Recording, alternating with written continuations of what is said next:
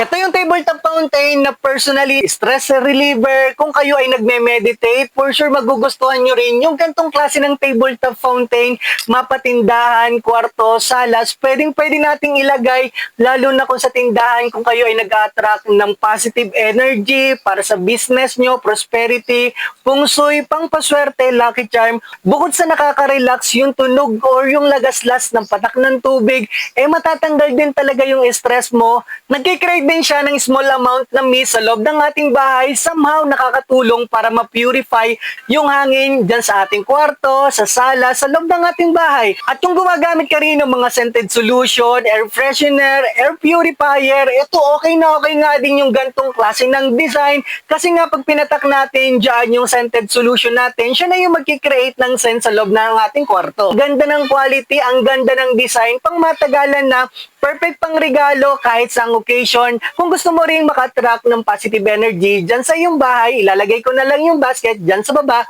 para maka-check out ka na rin ng gandong klase ng tabletop fountain.